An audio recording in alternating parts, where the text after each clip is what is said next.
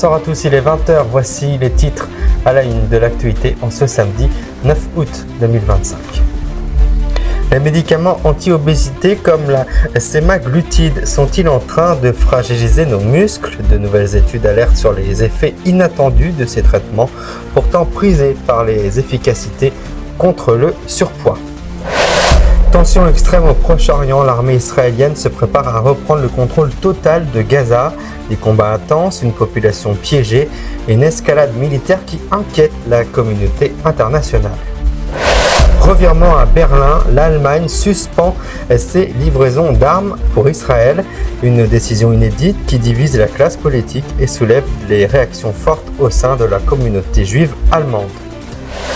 Trafic de drogue, nouvelle génération. De Rouen à Bayonne, les dealers utilisent désormais des locations de courte durée et des boîtes à clés pour écouler leurs produits. Une méthode discrète qui complique le travail des enquêteurs. Et enfin, dans le Grand News ce soir, les Simpsons, oracle du futur, c'est la question. L'élection de Donald Trump, le rachat de la Fox par Disney, atterrissement un nouveau dans la fiction. Mais derrière l'idée d'un don prophétique se cache une réalité bien plus statistique. Ce soir, on vous expliquera d'où vient vraiment le mythe. Ce sera notre enquête du Grand News ce soir à la fin de notre édition. Avant de commencer ce journal, nous tenions à présenter nos excuses aux téléspectateurs. La semaine dernière, nous avons par erreur annoncé le décès de Bob Wilson, alors qu'il s'agissait en réalité de Robert Wilson. Nous regrettons sincèrement et profondément cette confusion et apportons aujourd'hui cette correction. Dans l'actualité, ces dernières années, les traitements dits anti-GLP-1 comme l'Ozempic ont été présentés comme une révolution contre l'obésité. Mais derrière la perte de poids spectaculaire, des scientifiques s'inquiètent sur un effet secondaire bien moins connu, la perte de masse musculaire et la diminution de certains organes, une conséquence redoutable qui pourrait poser de sérieux problèmes sur la santé sur le long terme. Voici le reportage de nos journalistes. Ils sont devenus les stars des prescriptions contre l'obésité. Les médicaments à base de sémaglutide, comme l'Ozempic, agissent sur les récepteurs du GLP et promettent une perte de poids rapide. Utilisés initialement dans le traitement du diabète, ils sont désormais prisés par des millions de patients à travers le monde. Mais une série d'études récentes révèle l'envers du décor. Des chercheurs américains et français ont constaté qu'en plus de brûler les graisses, ces traitements réduisent aussi la masse musculaire et même la taille de certains organes. Un phénomène déjà observé lors de pertes de poids importantes, mais qui semble ici plus marqué qu'avec d'autres approches. La perte de masse maigre, dont font partie les muscles, est connue lors d'un régime. Mais avec ces médicaments, la proportion de masse musculaire perdue est plus importante, ce qui peut poser problème à long terme. Moins de muscles, c'est moins de force physique, mais aussi un métabolisme plus lent, ce qui pourrait favoriser la reprise de poids. Pour les personnes âgées ou fragiles, cette fonte musculaire pourrait même accroître le risque de chute, de fracture ou de complications. Face à ces observations, les spécialistes insistent sur un accompagnement renforcé, pratique régulière d'exercices de résistance, suivi nutritionnel adapté et contrôle médical strict. Objectif, préserver la masse musculaire pendant le traitement. L'Ozempic et les autres anti-GLP-1 restent efficaces pour lutter contre l'obésité, mais leur utilisation doit s'accompagner d'une vigilance accrue. Car derrière l'espoir d'un chiffre sur la balance, il y a aussi la santé des muscles essentiels à notre mobilité, notre énergie et notre qualité de vie. Après des semaines de bombardements et d'affrontements, le gouvernement israélien a validé un plan pour reprendre le contrôle de Gaza. Une décision qui suscite autant d'inquiétude que de soutien à travers tout le pays. Sur place, la situation humanitaire se dégrade. Les habitants de la ville disent n'avoir nulle part où se réfugier. Voici le reportage sur cette nouvelle étape du conflit. Dans le sud d'Israël, l'armée se met en ordre de bataille. Objectif, reprendre le contrôle total de Gaza. Selon les autorités, cette opération militaire répond à une menace persistante de la part du Hamas et à des tirs répétés vers le territoire israélien. Le plan, approuvé par le cabinet de sécurité présidé par Benyamin Netanyahou, prévoit une avancée des forces terrestres et un quadrillage militaire du territoire. Pour une partie de l'opinion publique israélienne, il s'agit d'une mesure nécessaire pour garantir la sécurité nationale. Mais de l'autre côté de la frontière, la réalité est tout autre. Les habitants de Gaza, déjà épuisés par des mois de conflit, font face à des conditions de vie dramatiques. Les infrastructures sont détruites, l'accès à l'eau et à l'électricité est limité, et les hôpitaux fonctionnent à flux tendu. Nous n'avons nulle part où aller, confient certains civils. La communauté internationale appelle à la retenue. L'Allemagne, jusque-là allié militaire d'Israël, a même suspendu ses livraisons d'armes, signe de son inquiétude face à l'ampleur de l'opération. Les ONG humanitaires, elles, multiplient les alertes, évoquant un risque d'aggravation de la crise humanitaire. Alors que les négociations politiques semblent au point mort, l'escalade militaire continue. Entre impératifs sécuritaires et drames humanitaires, la situation à Gaza reste l'un des foyers de tension les plus dangereux du Proche-Orient. Et les prochains jours pourraient être décisifs. C'est un changement de cap radical et diplomatique qui fait grand bruit. Berlin a décidé de suspendre ses livraisons d'armes à Israël, invoquant la situation à Gaza et la nécessité d'une évaluation politique, un geste salué par certains, critiqué par d'autres, notamment au sein de la communauté juive allemande, comme nous le montre ce reportage de nos correspondants en région. C'est une décision qui marque une rupture. L'Allemagne, traditionnel allié d'Israël, suspend temporairement ses livraisons d'armes à l'État hébreu. Une mesure motivée, selon le gouvernement, par la nécessité de réévaluer la situation militaire et humanitaire au Proche-Orient. Depuis le début du conflit à Gaza, Berlin avait réaffirmé son soutien à Israël. Mais la prolongation des combats et la gravité de la crise humanitaire semblent avoir pesé dans la balance. La chancelière justifie cette décision comme un acte de responsabilité. Sur la scène politique allemande, les réactions sont contrastées. Le Parti social-démocrate au pouvoir soutient cette suspension, tandis que certains membres de l'opposition y voient un signal négatif envoyé à Israël. Du côté de la communauté juive allemande, le malaise est palpable. Son président, Joseph Schuster, dénonce un changement de cap allant à l'encontre des déclarations de solidarité faites jusque-là. Cette décision allemande s'inscrit dans un contexte international tendu, où plusieurs pays européens réévaluent leur position sur les exportations d'armes vers Israël.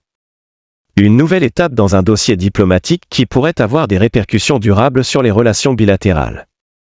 Entre convictions politiques, pression internationale et impératifs humanitaires, l'Allemagne vient d'ouvrir un chapitre inédit dans sa politique étrangère vis-à-vis d'Israël. La suite dépendra autant de l'évolution du conflit que des choix diplomatiques à venir.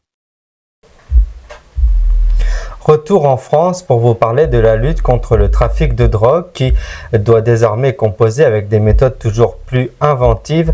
Dernière trouvaille en date, utiliser des locations de courte durée, parfois associées à des boîtes à clés pour livrer la marchandise à distance. Un système surnommé Airbnb par les forces de l'ordre et qui se révèle parfois redoutablement discret. Reportage de deux journalistes. C'est la nouvelle tendance qui inquiète les enquêteurs, des trafiquants qui transforment les locations de courte durée en véritables points de livraison de drogue. Inspirée des plateformes comme Airbnb, cette méthode permet aux dealers d'opérer sans contact direct avec leurs clients, et surtout, à l'abri des regards. Tout se passe via messagerie chiffrée. Les clients reçoivent une adresse, parfois même des coordonnées GPS précises, ainsi que le code d'une boîte à clés. À l'intérieur, pas de simples trousseaux, mais des sachets de cannabis, de cocaïne ou d'ecstasy. La récupération est rapide, anonyme et difficile à repérer. Pour les forces de l'ordre, le défi est immense. Impossible d'identifier un point fixe de deal, chaque location est utilisée quelques jours, puis abandonnée. Nous sommes toujours dans un jeu du chat et de la souris, confie un magistrat de Bordeaux. La justice est souvent en retard sur ces nouvelles pratiques, et chaque arrestation entraîne aussitôt une réorganisation du réseau. De Rouen à Bayonne, en passant par Bordeaux, Anglet ou Saint-Pierre-d'Irube, les exemples se multiplient. Les unités spécialisées, comme les brigades anticriminalité, mènent des surveillances, mais la mobilité des trafiquants rend l'identification complexe. Cette stratégie Airbnb offre aux trafiquants plusieurs avantages, réduction du risque d'arrestation, absence de stockage prolongé et flexibilité géographique.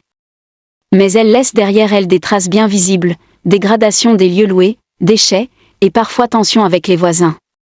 Face à cette adaptation permanente du trafic, les autorités renforcent leur coopération, croisent les données et multiplient les opérations coup de poing. Mais dans cette course-poursuite technologique et logistique, les dealers semblent toujours avoir un coup d'avance. Notre enquête ce soir, depuis plusieurs décennies, la série Les Simpsons relance une légende fascinante, celle des prédictions étonnement justes. Élection, acquisition, innovation, mais d'où vient ce mythe? Coincé entre deux satire, longévité et coïncidence, la série est-elle vraiment capable de lire dans l'avenir? On vous explique tout dans notre enquête ce soir. Jaune vif, humour acide et, selon certains, un étrange pouvoir de lire l'avenir. Depuis plus de 30 ans, les Simpsons amusent, provoquent et font naître une légende qui fascine. La série aurait prédit certains des événements marquants de notre époque. Tout commence avec un épisode diffusé en mars 2000, Back to the Future. Lisa, devenue présidente, déclare avoir hérité d'un sacré bazar laissé par son prédécesseur Donald Trump. 16 ans plus tard, Trump est élu à la Maison-Blanche. Une coïncidence? Pour beaucoup, la preuve d'une capacité prophétique. Autre exemple devenu viral, en 1998, un gag montre un panneau, 20th Century Fox, une division de Walt Disney Company. En 2017, l'entreprise est bel et bien rachetée par le géant Disney. Les exemples se multiplient, la victoire d'un pays improbable lors d'un championnat, l'invention du correcteur automatique, la montre connectée. Pour les fans, la liste est longue, trop longue pour n'être que le fruit du hasard. Quand une série dure plus de 700 épisodes et qu'elle aborde presque tous les aspects de la société, il est statistiquement inévitable que certaines situations rejoignent un jour la réalité, selon un expert en culture universitaire. Mais attention, tout ce qui circule sur Internet n'est pas vrai. Plusieurs soi-disant prédictions sont en réalité des montages ou des détournements. Exemple, une image attribuée à la série montrant l'incendie de Notre-Dame, qui n'a jamais existé dans un épisode. En réalité, les créateurs des Simpsons sont surtout d'excellents observateurs. Leur recette, mélanger satire sociale, culture populaire et humour absurde. En parodiant l'actualité et en imaginant des situations extrêmes, ils finissent parfois par tomber, juste. L'effet de prédiction est renforcé par la mémoire collective, on se souvient des coïncidences qui frappent, et on oublie toutes les blagues qui ne se réalisent jamais. Alors, les Simpsons prophètes? Pas vraiment. Mais leur humour caustique et leur vision parfois prémonitoire continuent d'alimenter ce mythe, devenu un phénomène culturel mondial. Et si Springfield n'était pas une boule de cristal, mais simplement un miroir déformant de notre réalité? C'était Bernard Fleury pour l'enquête du Grand News.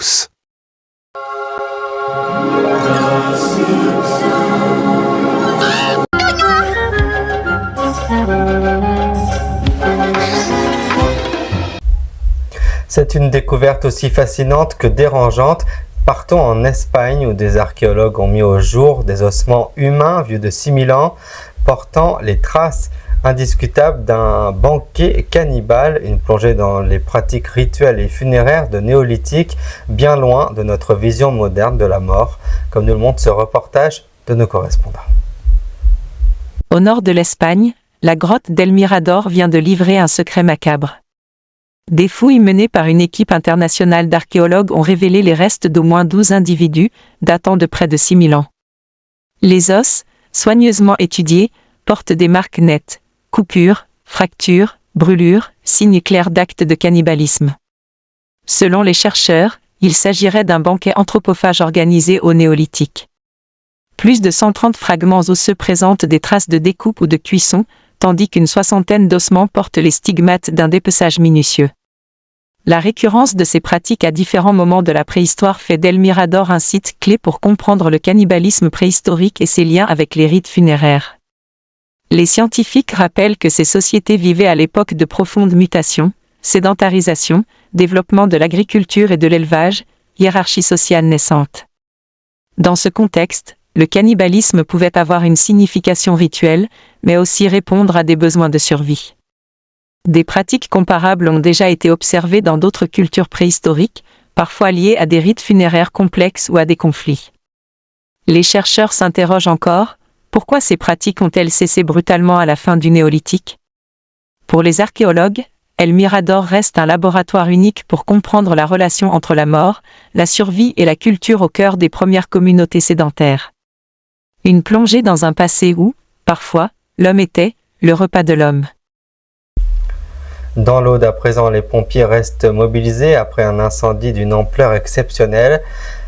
En 5 jours, les flammes ont ravagé 17 000 hectares dans le massif des Corbières. Le feu est désormais fixé, mais la vigilance reste de mise face au risque de reprise. Regardez ce reportage signé Charlotte Henry et Henri Leboeuf. Il est un peu plus de 6 heures, ce 13 mai 2025. Une brume épaisse recouvre encore les prés de Notre-Dame-du-Bec, au nord du Havre. Dans l'herbage de Jocelyne Couturier, une vision d'horreur. La jument quadrille gît au sol. C'est mon voisin qui l'a découverte et qui m'a tout de suite appelé, raconte Jocelyne, encore bouleversée. 3 mois après les faits, elle peine à trouver les mots.